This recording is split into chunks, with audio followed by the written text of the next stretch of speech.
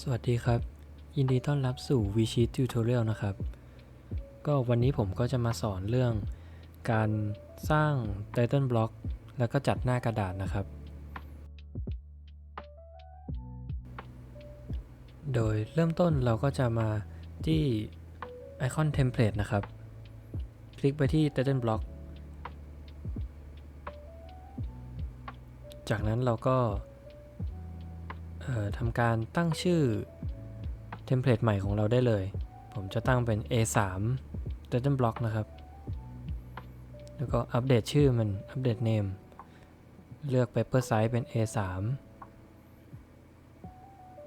ปรับขอบกระดาษ Paper Margin ตามที่ต้องการได้เลยครับจากนั้นกดที่ปุ่ม Add Line นะครับเพื่อวาดกรอบขึ้นมาในกรณีที่เราต้องการจะวาดเองนะครับ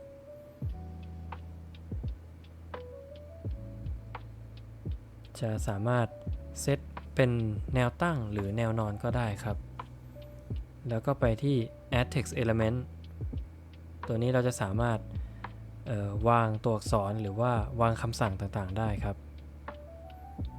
ตัวเส้นเราสามารถปรับขนาดได้ตามอิสระหรือเราสามารถ import ไฟล์ dxf ไฟล์ได้นะครับไฟล์ template ของตัว CAD หรือ drawing ครับในกรณีที่เรามีตัว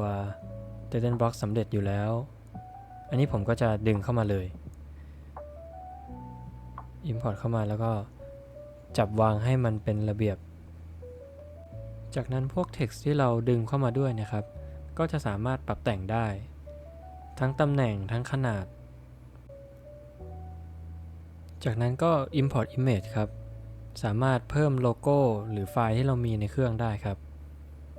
ผมก็จะเพิ่มเป็นโลโก้ตัว VSheet เข้าไป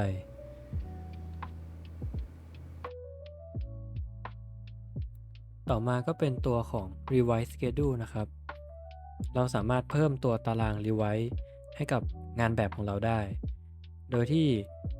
เราสามารถอัปเดตตามตารางแล้วก็มันจะสามารถไล่ข้อมูลมาได้โดยอัตโนมัติเลยครับกดสร้างตัวตารางแล้วก็สามารถเซตอัพได้ว่า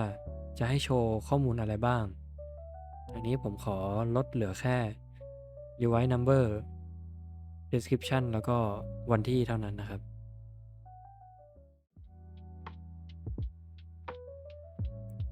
ปรับขนาดของตัวแถวตัวคอลัมน์ตัวอักษรเพิ่มจำนวนแถวได้ครับจากนั้นเราก็ปรับให้พอดีกับช่องที่เราตามที่เราต้องการไปที่คำสั่ง schedule revise schedule ครับกด new revision ผมก็จะเพิ่มเป็นwall and section แล้วก็ issue by ใครก็พิมพ์ชื่อไปสามารถติ๊กได้ว่าเพิ่มที่ชีตไหนบ้างครับก็อันนี้ผมจะลองเพิ่มอีกอันเป็น for pan ก็มันก็จะสามารถเจนเป็นลำดับได้ดูข้อมูลผ่านในตัว schedule ได้เลยครับ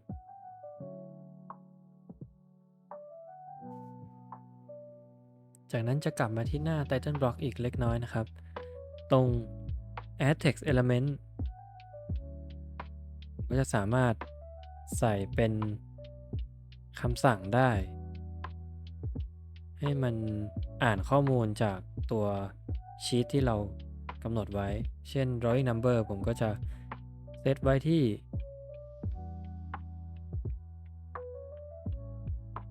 ชีต number นะครับมันก็จะอ่านข้อมูลโดยอัตโนมัติ scale ก็ไปปรับที่เป็น scale